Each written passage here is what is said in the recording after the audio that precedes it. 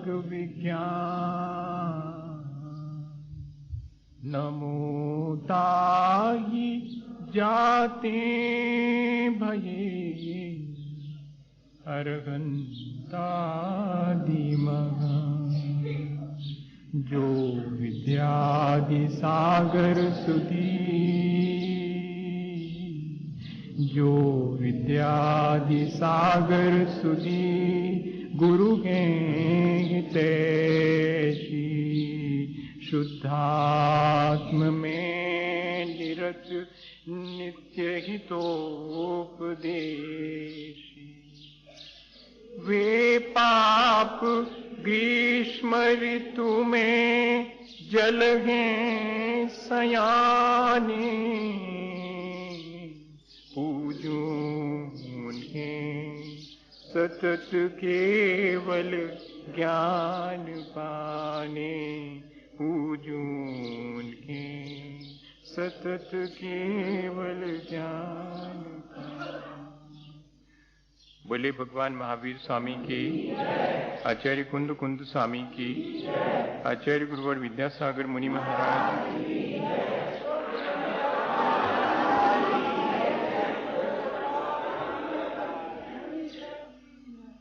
हम सभी लोग पिछले कई दिनों से एक ही बात पर विचार कर रहे हैं कि अपने जीवन को जो शेष रहा है रोज रोज हम कैसे और बेहतर बना सकें और अच्छे ढंग से हम अपने जीवन को आगे बढ़ा सकें, ताकि हमें फिर से इस संसार में ये जो जन्म मरण का आवागमन का दुख भोगना पड़ता है वो न भोगना।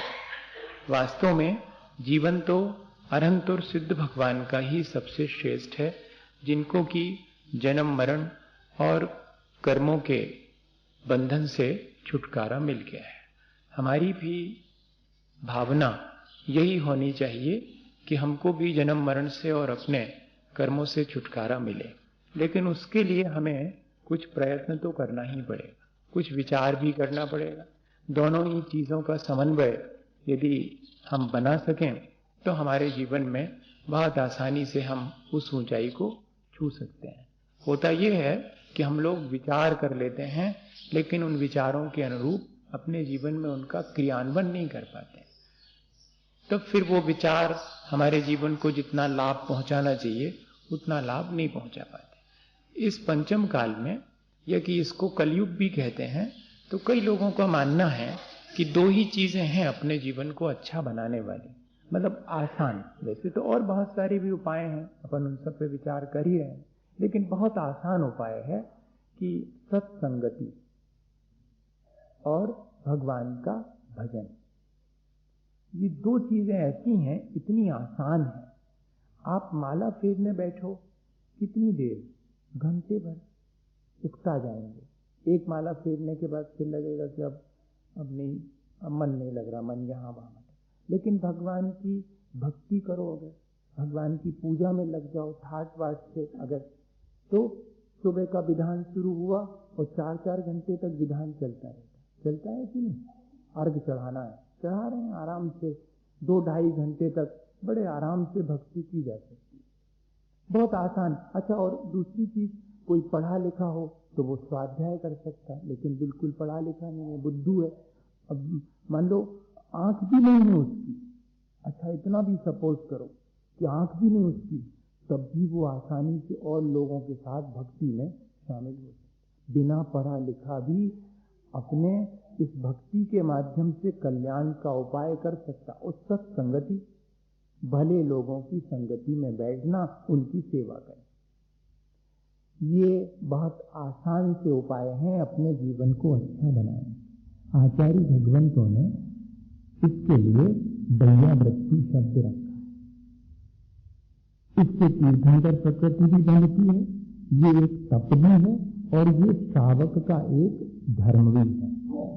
देखो, तपस्या करेंगे मुनि महाराज, उनके लिए दयावृत्ति तप के रूप में, और व्रतों के रूप में पालन करेंगे शावक, इसलिए उनके लिए दयावृत्ति नाम का शिक्षा व्रत है।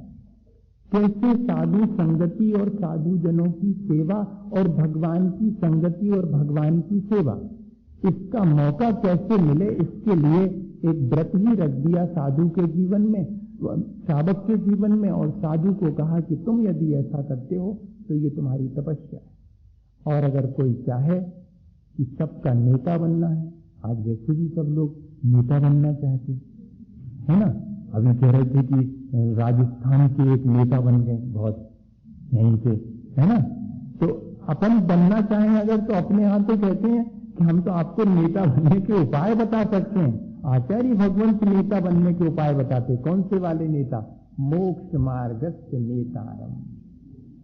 मोक्ष मार्ग के अगर नेता बनना चाहते हो, तीर्थंकर बनना चाहते हैं अगर मोक्ष मार्ग के, तो उसके 16 कारण भावनाओं में साधु समाधि या भैया व्रत, इस तरह की एक भावना रखी है जिससे कि हम नेता बन सकते हैं, मोक्ष मार्ग के प्रवर्तक बन सकते हैं। तो ये बहुत महत्वपूर्ण चीज है, साधु संगति और साधु जनों की सेवा और भगवान की भक्ति या भगवान की सेवा। अब भगवान की सेवा का ढंग अलग है, उनकी पूजा करना ही उनकी सेवा है। इसलिए आचार्य समंतभद्र स्वामी के चरणों में बैठो तो वो कहते हैं दानम पूजा, ये जो है वैया व्रत ही है, दोनों अलग अलग नहीं है। दानम वैयाव्रत्यम धर्माय तपोधनाय गुण निधे अनपेक्षितोपचारो पक्रियमग्रहाय विधवेन। आप 4 प्रकार का दान दो और साधु जनों की सेवा करो, यही श्रावक के लिए वैयाव्रत नाम का व्रत है। ये उसे व्रत की तरह, संकल्प की तरह कि मैं तो यह संकल्प लेता हूं जीवन भर साधु जनों की, सज्जनों की सेवा करूंगा और इनके द्वारा अपने जीवन को अच्छा बनाने की शिक्षा ग्रहण करूंगा। जिस व्यक्ति की संगति करते हैं उस व्यक्ति से वैसी शिक्षा मिलती है। भले व्यक्ति की संगति करेंगे भली शिक्षा मिलती, सब जानते हैं। खोटे व्यक्ति के साथ में बैठेंगे तो अगर अपन नहीं भी खोटे हैं तब भी खोटे कहलाएंगे। शराब की दुकान पर बैठ करके और आप अगर अपनी बोतल में और पानी और दूध भी पी रहे हो तब भी यही माना जाएगा कि समथिंग इज रॉन्ग, कुछ गड़बड़ है मामला है। क्यों? उसकी संगति का असर पड़ेगा। पानी अगर धूल में गिर जाए तो वही पानी कीचड़ बन जाता, और अगर गन्ने के पेड़ में गिरे तो मीठा हो जाता, नीम के पेड़ में गिरे तो कड़वा हो गया वही, और अगर वो सीप में गिर जाए तो, ये सब जानते हैं। कितने बढ़िया से सबने बता दिया। हम तो सोच रहे थे हम ही अकेले को मालूम, सबको मालूम। लेकिन मजा यही है अपने साथ में कि इतना जानने के बाद भी अपने जीवन को धूल में ही गिरा देते हैं। किसी सीप में मोती बनाने के लिए भी हमारे पास सामर्थ्य है, वैसा विचार नहीं करते हैं। बस इतना ही फर्क है। अपने को ये विचार करना चाहिए कि मेरे जीवन को मुझे यदि अच्छा बनाना है तो मुझे संगति भी अच्छे लोगों की ही करना चाहिए, जिससे कि मेरे अच्छे बनने के लिए मुझे हमेशा प्रोत्साहन मिलता रहे। देखो, अगर आप उपवास करना चाहते हैं तो जिसने उपवास करा है उससे ही पूछना, जिसने कभी करा नहीं उससे पूछोगे वो कहेगा अरे होता नहीं है, होता तो हम नहीं करते क्या, आज तक नहीं किया, होते ही हो नहीं सकता, भूख लगाएगी। और अच्छा सुनो, अगर खाने की इच्छा हो जाए, नहीं भी खाओ तो खाने के बराबर है, और हो ही जाती। सबको देख लो जितने उपवास करते हैं सबकी खाने की भावना हो जाती, कोई फायदा नहीं, वो फौरन ये जवाब देगा। और जिसने उपवास का आनंद लिया होगा उससे पूछो कि कर लूं क्या, वो कहता कर लो, हम भी कर लेते हैं साथ में, और कुछ भी नहीं होगा। शाम तक तो देख लेना, फिर उसके बाद थोड़ी बहुत इच्छा हो जाएगी, कोई बात नहीं, फिर अपन उसको और जीत लेंगे धीरे धीरे करके। और वो हमेशा दिन भर में 4 दफे पूछेगा कैसा रहा, पीठ थपथपाएगा। इससे क्या मालूम पड़ता है? इससे मालूम पड़ता है कि यदि हम अपने जीवन को वाकई अच्छा बनाना चाहते हैं तो हम उन लोगों के बीच, आचार्य श्री ने एक वाक्य कहा था, वो जीवन के लिए बहुत बड़ी दिशा देने वाला बात, दिन भर में एक बार मैं उससे याद कर लेता हूं। उन्होंने कहा हमेशा अपने विचार के लोगों के साथ रहना। अपने विचार के लोगों के साथ रहोगे, मतलब आपके विचार श्रेष्ठ हैं तो आप अपने विचार के लोगों के साथ रहो, श्रेष्ठ विचार, तो आपको स्ट्रगल नहीं करना पड़ेगा, संघर्ष नहीं करना पड़ेगा। अगर विपरीत विचार वाला होगा, वो अपनी तरह से अपने विचार रखेगा, नहीं ऐसा नहीं ऐसा है, तब संक्लेश ही होगा। एक ही वाक्य में हम जिस तरह हम सच्चे देवगुरु शास्त्र को मानते हैं, हमारी उन पर श्रद्धा है, तो हम अपने ऐसे विचार रखने वाले, श्रद्धा रखने वाले, ज्ञानवान, चारित्रवान के साथ में रहेंगे तो हमारे जीवन में उससे शिक्षा मिलेगी। वैयावृत्ति का उद्देश्य भी यही है। विशेषताएं रखी हैं, वैयावृत्ति कैसे करना, किसकी करना, किस भावना से करना, इसको जरा सा अपन समझ लें। और वैयावृत्ति में क्या क्या शामिल है। वैसे वैयावृत्ति के मायने हैं सेवा शुश्रूषा, लेकिन सामान्य सेवा शुश्रूषा और वैयावृत्ति में अंतर क्या है? आप जब वैयावृत्ति के मायने सेवा मानते हैं तो सेवा तो सभी धर्मों के लोग करते हैं, तो फिर आपके वैयावृत्ति शब्द रखने का मतलब क्या है? तब फिर क्या कह रहे हैं? धर्माय, तपोधनाय, गुण निधये, अनपेक्षतोपचारो पक्रिय अग्रहाय वैयावृत्यम। वैयावृत्ति के मायने ये नहीं है कि जिस चाहे की सेवा करने लगो। हां, वैयावृत्ति के मायने हैं तपोधनाय, गुण निधये, अग्रहाय। सेवा तो करूंगा, लेकिन किसकी? तप ही है धन जिनका, ऐसे तपोधनों की सेवा करूंगा। तप के मायने क्या है? जो कि जाकर के धूप में खड़े हो वो तपस्वी। इच्छा निरोधा तपः, जिसने अपनी सांसारिक इच्छाओं को जीत लिया है वो तपस्वी है, उसकी मैं सेवा करूंगा। और गुण निधये, गुण कौन से हैं सबसे श्रेष्ठ? सम्यक दर्शन, ज्ञान, चारित्र, यही 3 गुण हैं। ये गुण जिसके पास में होंगे मैं उसकी सेवा करूंगा। और अग्रहाय, ग्रह त्यागी होना चाहिए। 3 विशेषताएं जिसकी हैं। देखो तो अच्छी बात अपन कर रहे हैं, उसकी तरफ ध्यान नहीं है, और एक सामान्य कोई व्यक्ति आके स्थान ढूंढ रहा है, उसकी तरफ ध्यान है। इतना कच्चा तो अपना ध्यान, अपना डिवोशन जो यही देखने में, मैं तो देखता रहता हूं, ऑब्जर्वेशन करना अपने को मजा आता है ऑब्जर्वेशन करने में, कि देखो अभी के अभी कितना कच्चा मन है। अच्छा, मेरा मन भी चला गया। ऐसा नहीं है कि आप ही का, अपन सबका। तब तो ये बात कही मैंने, अपनी वो बात छोड़ करके। इतना अपन का संस्कार है संसार का, व्यर्थ की बातों में, निरर्थक बातों में इतना आदत है चले जाने की, जो सार्थक है जीवन के लिए उसकी तरफ झट से मन नहीं जाता। इसी आदत को सुधारने बैठे हैं रोज रोज अपन, कि ये किसी तरह सुधरे तो कितनी मजबूती से हमारे साथ ये चीज जुड़ गई। 3 विशेषताएं जिसकी हों उसके चरणों में बैठकर उसकी सेवा शुश्रूषा करना। जो तपोधन है, सम्यक दर्शन, ज्ञान, चारित्र अर्थात रत्नत्रय से युक्त हैं, और अग्रहाय अर्थात जो ग्रह त्यागी हैं, ऐसे तपस्वी जनों की वैयावृत्ति काहे के लिए करना? धर्माय, धर्म के लिए, धर्म की वृद्धि हो इसके लिए। और एक विशेषता दी हुई है कि अपने स्वयं के जीवन में धर्म प्राप्त करने की भावना से। धर्माय, रत्नत्रय की सेवा कर रहे हैं ताकि मुझे भी रत्नत्रय की प्राप्ति हो। सेवा रत्नत्रय की करना है, लेकिन किस लिए करना है? मुझे भी वैसी ही श्रद्धा प्राप्त हो। देखो इनकी कैसी श्रद्धा है, देखो इनका कैसा ज्ञान है, जरा बैठे तो इनके चरणों में, जरा इनके पैर दबा देवें, थोड़ी श्रद्धा हमारे भीतर भी आ जाए, थोड़ा ज्ञान हमको मिल जाए। फ्री में मिल जाता है, हाँ, कुछ करना नहीं पड़ता। सेवा करने से आसानी से ये सारी चीजें प्राप्त हो जाती हैं।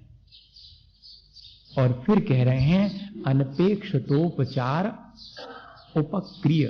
उपचार और उपक्रिय के बड़े अच्छे अर्थ दिए हैं। रत्नवंश आपकाचार्य की अपेक्षा बता रहा हूं, अभी अपन इसमें भी देखेंगे समन सुत्तम में, क्योंकि वो संकलन ग्रंथ है, उसमें और भी ग्रंथों से संकलित करके लिखा है कि किस तरह की है। उसमें विशेष रूप से अतिथि संविभाग को महत्व दिया है। ये थोड़ा सा मैं भूल गया क्लियर करना, फिर अपन उसको करते हैं। बैया वृत्ति और अतिथि संविभाग दोनों बातें एक ही हैं। कहीं कहीं पर शावक के शिक्षा व्रत में अतिथि संविभाग रखा है, लेकिन सिर्फ एकमात्र समंतभद्र स्वामी हैं, बड़े दार्शनिक थे, बड़े फिलोसॉफिकल नेचर के थे। हाँ, उन्होंने भक्ति भी करी तो बड़ी फिलॉसफी के साथ भक्ति करी। तर्क संगत श्रद्धा, बहुत मुश्किल है तर्क संगत श्रद्धा होना। भोली भाली श्रद्धा तो होती है, लेकिन कोई तर्कवान व्यक्ति भी श्रद्धालु हो सकता और इतना मजबूत कि जो कहे कि प्रणाम करूंगा तो मेरी जिम्मेदारी नहीं है, भगवान प्रकट हो जाए तो। हाँ, आप मेरा सिर जहां झुकाएंगे वहां भगवान पैदा हो जाएंगे, चाहे जहां झुकाने को कहो झुका दूंगा, लेकिन भगवान पैदा हो जाएंगे। और वाकई में जब उन्होंने सिर झुकाया था तो चंदा प्रभु भगवान प्रकट हो गए। ऐसी तो भक्ति उनकी। वो लॉजिक, वो कह रहे हैं कि अतिथि संविभाग की अपेक्षा बैया व्रत ज्यादा श्रेष्ठ है। सिर्फ उन्होंने ही अतिथि संविभाग की जगह श्रावक के लिए बैया व्रत नाम का एक शिक्षा व्रत रखा, क्योंकि बैया व्रत में सेवा शुश्रूषा भी शामिल है, अतिथि संविभाग में तो आहार इत्यादि दान की ही बात है। बैया व्रत में सेवा भी और दान भी, चारों प्रकार का दान भी और सेवा भी, इसलिए बैया वृत्ति शब्द ब्रॉड है। अतिथि संविभाग की चर्चा अपन इसमें से करेंगे कि किस तरह दान देने से हमारे जीवन में अच्छाइयां अपने आप आने लगती हैं। देने से कोई चीज आ जाए, देखो तो उल्टा मामला है, ऐसा लगता है हम दे रहे हैं और हमारा जीवन अच्छा हो रहा है। हम तो सोच रहे थे कि ये चीजें हमारे पास आ जाएंगी तो हमारा जीवन अच्छा हो जाए। तो बैया व्रत में दो शब्द और रखे कि कैसे करना। उपचार, उपचार के मायने हैं मैं इनकी सेवा करूंगा तो मुझे यश और वैभव की प्राप्ति होगी, ऐसी भावना रख के नहीं करना। हाँ, मेरे चौके में पहले दिन आहार हो जाएंगे तो क्या मजा आएगा, फिर लोगों से कहूंगा देखा, ऐसी भावना नहीं। मुझे कोई यश नहीं चाहिए, न मुझे कोई वैभव चाहिए, और इतनी उपक्रिय अनपेक्षता, और मुझे मुनि महाराज से भी कोई मंत्र तंत्र इत्यादि नहीं चाहिए, न मुझे संसार से यश और वैभव चाहिए इस सेवा के फलस्वरूप, न जिनकी सेवा कर रहा हूं उनसे किसी प्रति उपकार की मेरे अंदर भावना है कि महाराज को अगर खुश कर लूंगा तो कोई एक मंत्र बता देंगे और लिख के दे देंगे और धरा नहीं तिजोरी में, वो भर गई तिजोरी। हाँ, महाराज जी का नाम हमने सुना है, बहुत है, उनका बड़ा प्रभाव है, और वो अगर लिख करके कुछ दे दें और धर दिया अपन ने तिजोरी में तो कभी खाली नहीं होने वाली। ऐसी भावना से सेवा करने का कोई अर्थ नहीं। हाँ, न प्रतिदान न प्रति उपकार। इसलिए आचार्य भगवंतों ने और फिर कह रहे हैं विभवेन। विभवेन के मायने क्या है? जैसी विधि है वैसी विधि, और जैसा द्रव्य देना चाहिए वैसा विधि, द्रव्य दात्री पात्र विशेषा तद विशेषा। दान में विशेषता इसी से आएगी, इसलिए विभवेन। और इतना ही नहीं, अत्यंत उत्साह के साथ, समस्त वैभव के साथ, अर्थात दिखाने के लिए नहीं, समस्त वैभव के साथ। अर्थ ऐसा निकलता विभवेन नहीं, लेकिन ऐसा अर्थ नहीं निकाला आचार्यों ने। विभवेन अर्थात अपने उत्साह के साथ, अपने पूरे परिवार के साथ मैं दान की प्रक्रिया में शामिल हूं। और इतना ही नहीं, मैं जैसी विधि है, जैसा द्रव्य देना चाहिए वैसा मैं दूंगा। ये इतनी बातें बैया वृत्ति में शावक को ध्यान रखने की हैं। एक व्यक्ति नैनागिर में आए, हम उस समय क्षुल्लक बने ही बने थे, हमको कितना महीने भर भी नहीं हुआ होगा, और उनने पैर दबाए। रात का समय था, खूब देर तक वो दबाते रहे। अब हमने सोचा, 2-3 बार हमने हाथ से ऐसा किया कि बस मतलब, लेकिन वो और दबाते रहे। अब कोई बात नहीं, हमने कहा ठीक है कर लो, थोड़ी देर तो शांति मिली, फिर तो अशांति ही हो गई। कई बार ऐसा हो जाता कि ज्यादा दब जाए तो प्राण होने लगे, पहले दर्द नहीं हो रहा था और दबने से दर्द होने लगे, लेकिन अब झेलो, उसको भी सहन करना पड़ेगा। अब दूसरे दिन अच्छा, और पैर ज्यादा दब गए तो थकान सी आ गई, थकान आ गई तो निद्रा का भाव होने लगा। हाँ, दूसरे दिन जब वो आए तो हमने उनको इतना ही कहा। आज भी वो उस चीज को ध्यान रखते हैं, और वास्तव में ध्यान रखना चाहिए। बैया वृत्ति के मायने ये नहीं है कि मैं महाराज की ऐसी सेवा कर दूं जिससे महाराज को आराम लग जाए और वे सो जाएं। बैया वृत्ति के मायने ये है कि वे 2 माला और ज्यादा फेर सकें, आधे घंटे और धर्म ध्यान कर सकें, ऐसी सेवा कर दो। थक गए होंगे धर्म ध्यान करते करते, सवेरे से माला फेर रहे हैं, थोड़े पैर दबा दो जिससे कि और ज्यादा उनको सुविधा हो जाए। ये है विभवेन का अर्थ। विभवेन के मायने है जैसी विधि, जैसा द्रव्य, जैसी सेवा की प्रक्रिया है जिससे कि सामने वाले का भी धर्म बढ़े। ऐसा ना हो कि वो और धर्म से विमुख हो जावे। महाराज को जो है बार बार आवश्यकता पड़ती है। अब वो नहीं कहते, गड़बड़ हो जाए, नहीं तो कोई समझेगा कि किसी दूसरे महाराज को क्रिटिसाइज कर रहे हैं। मैं तो बचना चाहता हूं, कान पकड़ लेता हूं, फौरन नहीं कहूंगा। अब वो मुड़ में आने वाला था। ऐसी सेवा नहीं करना, इससे आप समझ लो कोई भी चीज हो अपन उसको दूसरी तरह ले लें। कैसे कि आप रोज रोज आप अगर हाथ पर रसगुल्ला रखोगे, सपोज करो, गरिष्ठ चीजें रोज रोज, एक आध दिन अपने यहां बनती हैं जब पावन का दिन होता है। और महाराज जी तो रोज ही अतिथि हैं, महाराज तो रोज ही मेहमान हैं, जिसके घर में जाएंगे उसके यहां मेहमान हैं। और रोज अगर लुचई खान लगे, लुचई कहते बुंदेलखंड में पुरी को रोज अगर पुरी और मिष्ठान के भोजन होने लगे तो क्या स्थिति बनेगी? धर्म नहीं हो पाएगा। इसलिए श्रावक विवेक रखता है इस बात का कि मेरा द्रव्य इस तरह का मुझे देना है जिससे कि उनकी साधना और तपस्या बढ़े। मुझे जिद करके उनको ऐसी कोई चीज नहीं देनी जिससे वो अस्वस्थ हो जाएं या उनकी साधना में बाधा आ जावे। इतनी सावधानी रख, इसको कहते विभवेन। और विधि जिस तरह की वो चाहते हैं उस तरह की विधि पूरी श्रद्धा के साथ, पूरे विवेक के साथ, शिथिलता ना आवे। शुद्धि का जैसा विचार रखना चाहिए वैसा नहीं, अरे सब चलता है, ऐसा नहीं। मैं अपनी तरफ से तो पूरी शुद्धि रखूं, मैं जैसी विधि है वैसा करूं। आहार की भी शुद्धि।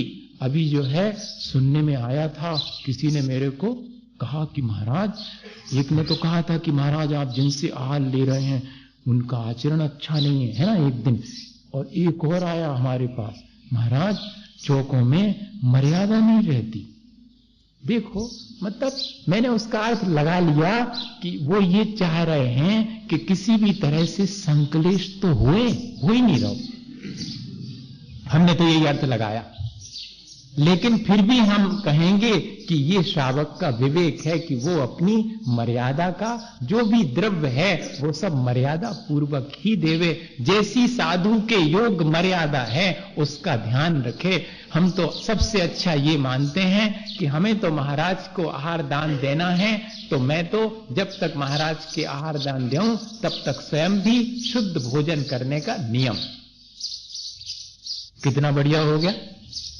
हमारा स्वयं भी जब तक महाराज को आहार नहीं दे दूंगा, मतलब जब तक महाराज के आहार नहीं हो जाएंगे तब तक मेरा भी शुद्ध भोजन का नियम। इस तरह से मैं स्वयं भी जब शुद्ध भोजन करूंगा तो महाराज के लिए तो अपने आप ही शुद्ध हो ही जाएगा।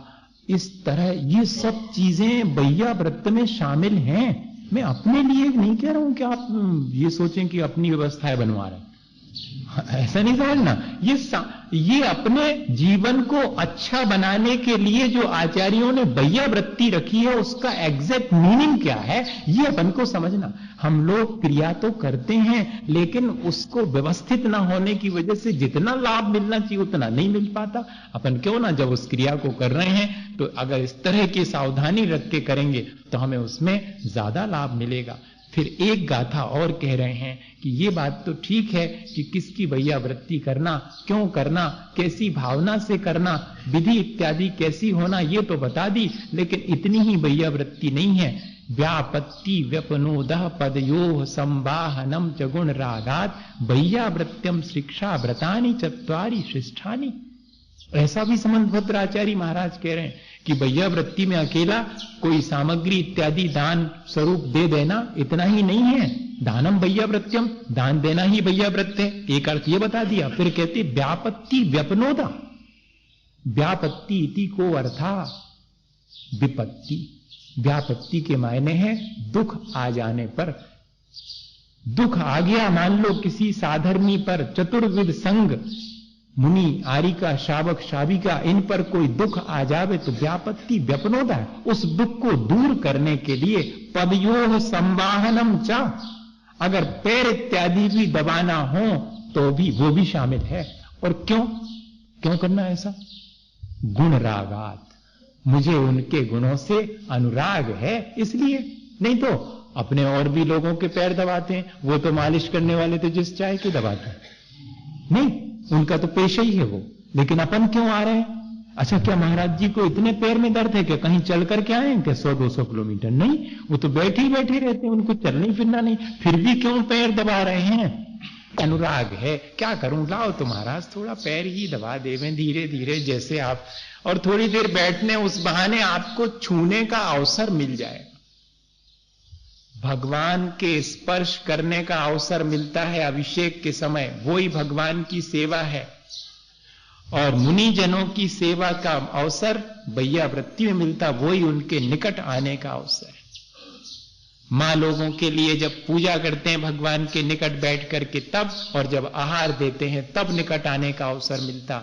और पुरुष वर्ग के लिए तो साक्षात भगवान को स्पर्श करने और मुनि जनों को भी पैर इत्यादि दबाकर अपने परिणाम निर्मल करने का अवसर मिलता है। गदगद हो जाता है मन, अगर गुणों के प्रति अनुराग है तो। और अगर बेगार टाल रहे हैं तो बिल्कुल अलग बात है। अगर मन में कोई वैसी भावना है तो आनंद आएगा ही नहीं। जैसी भावना होगी उस तरह। इसलिए आचार्यों ने लिखा कि पैर इत्यादि भी दबाओ तो इस दृष्टि से नहीं कि मुझे कुछ मिल जाएगा, मुझे तो इनके गुणों से अनुराग है इसलिए मुझे सेवा करनी।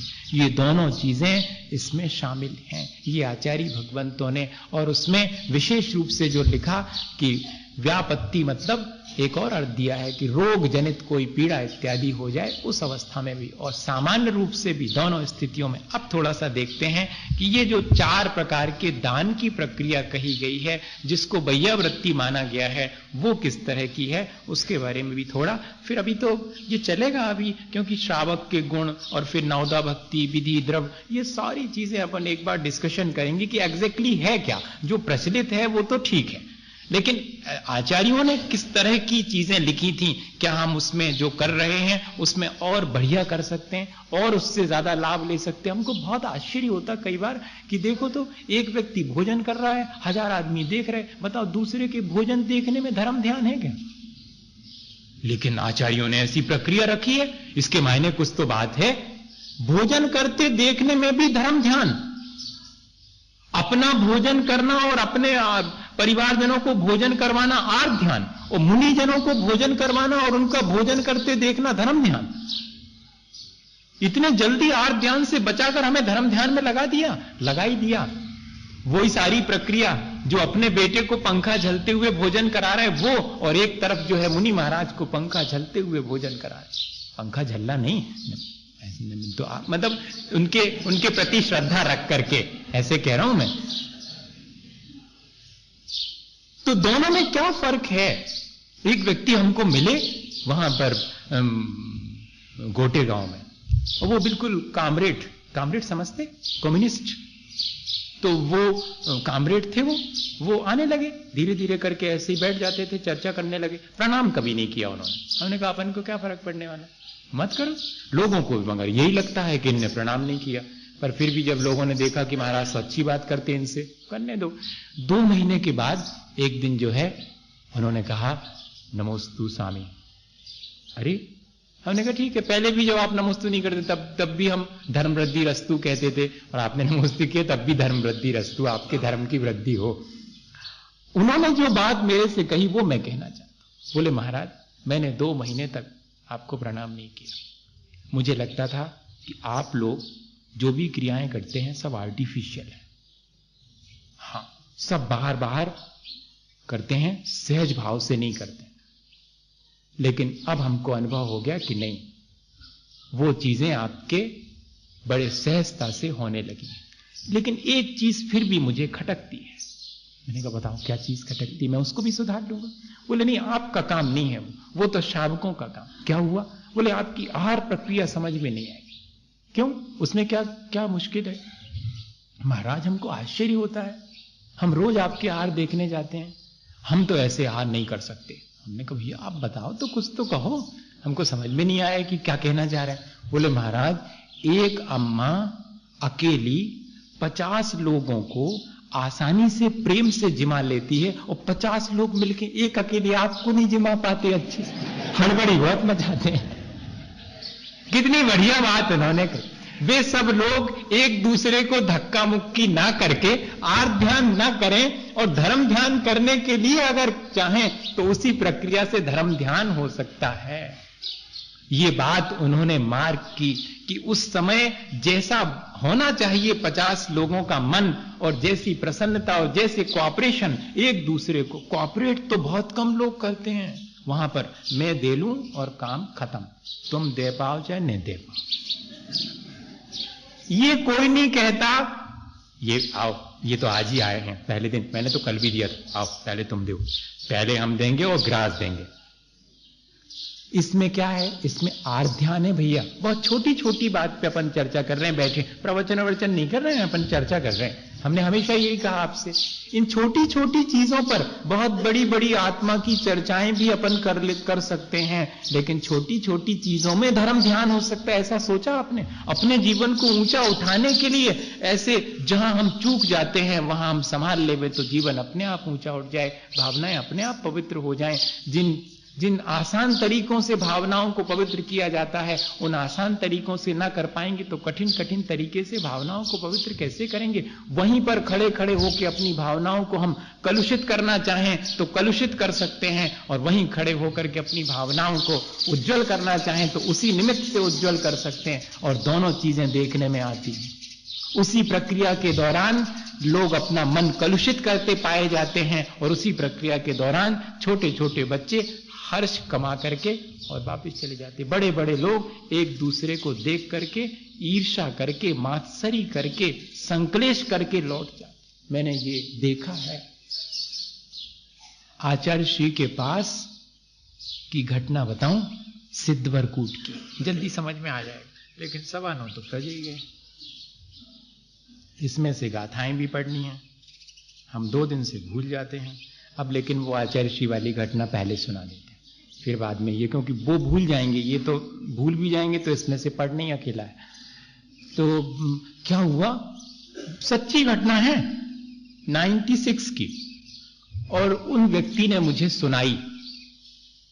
वो विदिशा से वहां पहुंचे सिद्धवरकूट, और वहां देखा तो आचार्य श्री बैठे हुए थे मंदिर में, और उनके पास 5-7 लोग बैठे चर्चा कर रहे थे, और आचार्य श्री बढ़िया उनसे बात कर रहे थे। बाकी बाहर एक टेबल लगा दी गई थी, दर्शन करने वाले दर्शन करके चले जाएं, डिस्टर्ब नहीं करें।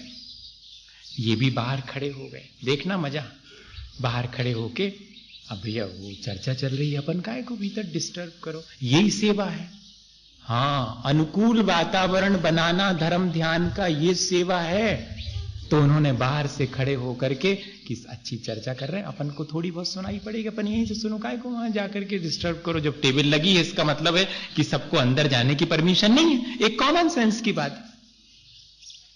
वो बाहर खड़े हो गए, उनके बाजू में एक और खड़े हैं, दोनों जन।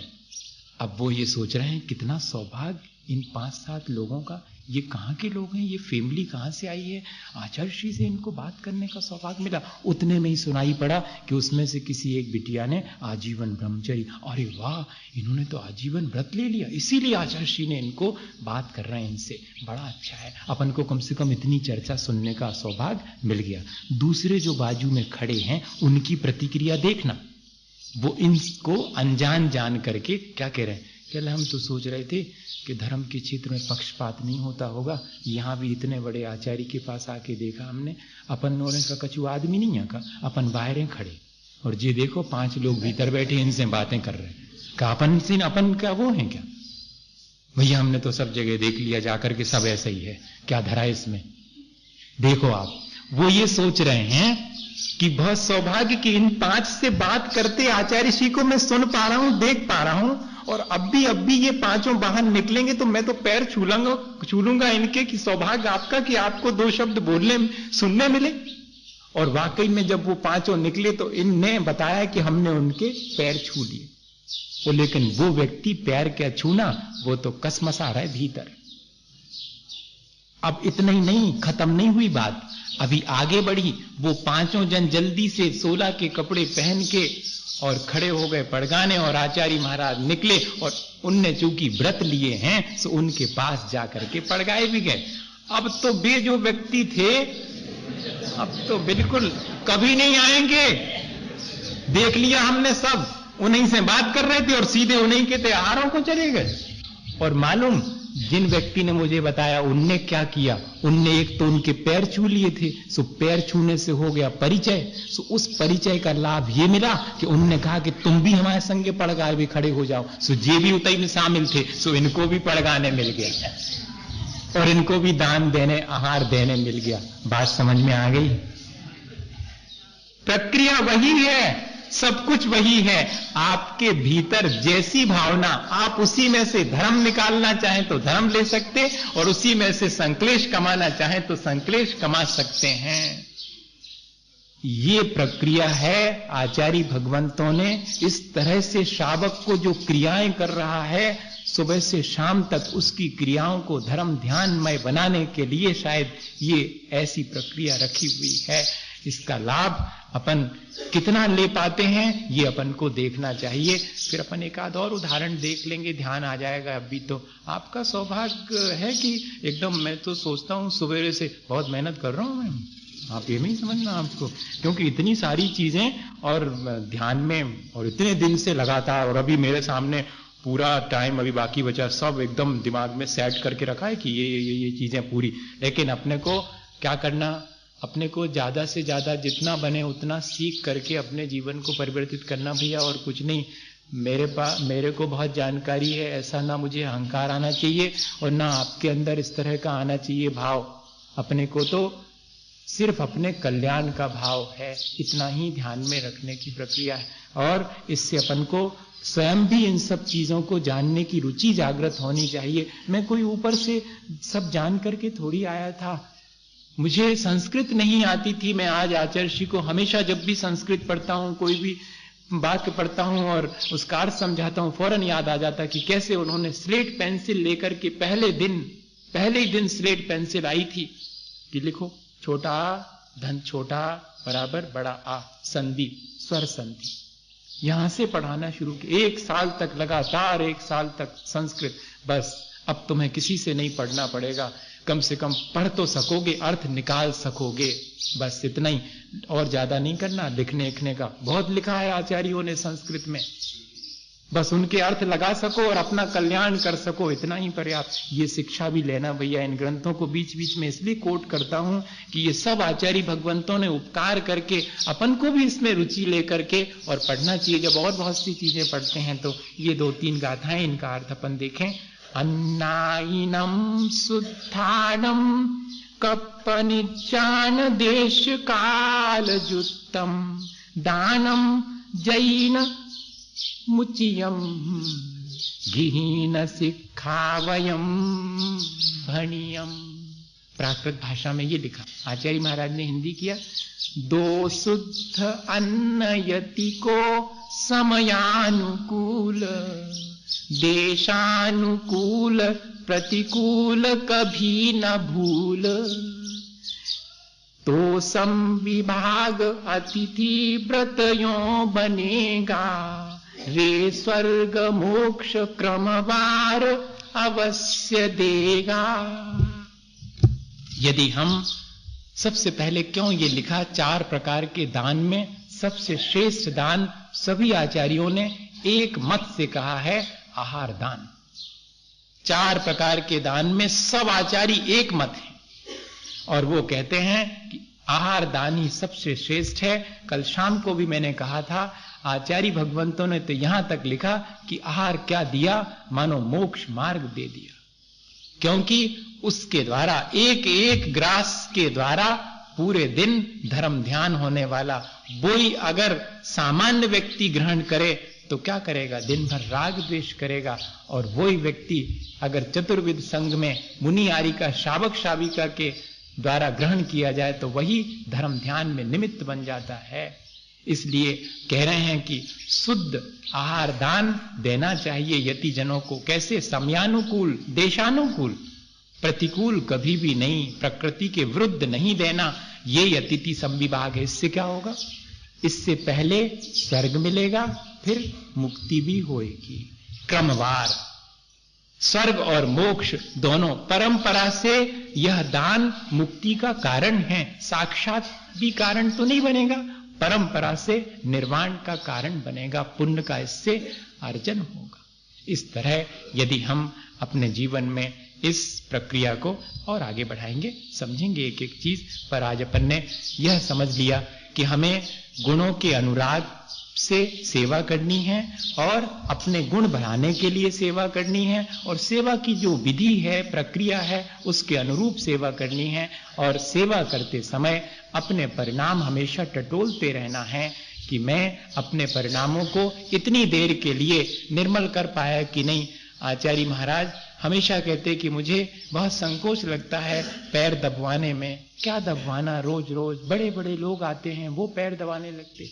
कहते फिर ये सोच करके, मुझे तो आवश्यकता नहीं, पर ये सोच के कि इनका धर्म ध्यान होगा। इतने आधे घंटे यहां बैठे हैं, उतना आधे घंटे तो कम से कम धर्म ध्यान होगा, नहीं तो बाहर कहीं पान की दुकान पर या कहीं किसी बैठे हुए गप्पा सप्पा करते रात में, और क्या करते। और इस बहाने कम से कम उतना धर्म ध्यान, जैसी संगति करेंगे वैसा जो है हमें उसका लाभ मिलेगा। हमें कभी भी लेकिन ये भावना नहीं रखनी चाहिए कि इनसे हमें प्रति उपकार के रूप में कुछ मिले। अगर मांगना भी है तो क्या मांगेंगे? परिणामों की निर्मलता मांगेंगे, हमारा जीवन अच्छा बने, यही हम आपकी सेवा से चाहते हैं। एक बार कैसा हुआ कि वो क्या बोलते हैं, किसी व्यक्ति के यहां पर और बेटा नहीं था, तो उन्होंने भगवान से बहुत प्रार्थना करी, गुरुजनों से प्रार्थना करी कि भगवान हमको बेटा हो जाए। हमको इतनी उम्र हो गई, हमारी 50-60 साल के हो गए, अभी तक हमारे पुत्र ही नहीं हुआ। हो जाता ऐसा, और ऐसा संयोग देखो उनके किसी साता कर्म का उदय आ गया होगा, जिसकी वजह से उनके पुत्र हो भी गया इतनी उम्र के बाद भी। अब देखना, लेकिन पुत्र तो हुआ, पर उसकी दोनों आंखें रोशनी से विहीन थीं, अंधा हुआ। अब क्या करें? चलो कम से कम हुआ तो उसको पढ़ने लिखने के लिए अंधों का जो स्कूल होता है उसमें भेज दिया, वहीं रहेगा। 12-15 साल वहां रह करके और पढ़ लिख करके लौटा, लेकिन आंख तो नहीं लौट सकती। आकर के सबसे पहले उसने, बड़ा हो गया था, समझदार, आकर के उसने कहा, पिता क्या आपके भी आंखें नहीं हैं? अरे नहीं नहीं बेटे, हमारे तो रोशनी है आंखों में, तुम्हारी मां को भी है रोशनी, बस वो तो पता नहीं क्यों तुम्हारे लिए आंखों की रोशनी नहीं मिली। नहीं पिता, मुझे लगता है कि आपको भी आंखों में रोशनी नहीं है। क्यों? मैं तो बिल्कुल भला चंगा हूं, आंखों से देखता हूं। नहीं, लगता तो मुझे भी है कि आप भी अंधे हैं। अरे ऐसी कैसी बात कर रहा है तू? हम तो सब देख, कैसे हम विश्वास दिलाएं? तेरे आंख होती तो तू देख लेता कि हमारे तो आंख दुरुस्त है। नहीं, मुझे लगता है कि मेरी आंखें नहीं होने का कारण यही है कि आप भी अंधे हैं, तभी तो आपने भगवान से मुझे मांगा। भगवान से भगवान ही को मांग लेते तो शायद आपको मैं आंख वाला मिल जाता। ये आपका अंधापन ही तो है जो आपने संसार मांगा है। अगर आप परमार्थ मांग लेते उन भगवान से तो शायद आपका और मेरा दोनों का कल्याण हो जाता। छोटी सी घटना है लेकिन बड़ा संदेश देती है कि अपन क्या चीज मांगें कि आपके जैसे गुणों की प्राप्ति हो। भगवान मुझे और कुछ भी नहीं चाहिए, चाहिए भी है तो क्या चाहिए? अपने परिणामों की निर्मलता। अपने परिणामों की निर्मलता से मेरे सब काम आसान हो जाएंगे। जब पुण्य का अर्जन होगा, पाप की निर्जरा होगी तो सारा आसान हो जाएगा। वो तो मांगने की जरूरत ही नहीं। मैं धान की खेती करूंगा तो पाल तो फोकट में मिलेगी, चावल तो मिलेगा ही मिलेगा। ऐसी भावना से यदि हम ये सारी दान की या सेवा की वृत्ति रखते हैं तो हम सबको अधिक लाभ होगा और हमारा जीवन अच्छा बनेगा। इसी भावना के साथ बोलिए आचार्य गुरुवर विद्यासागर मुनि महाराज।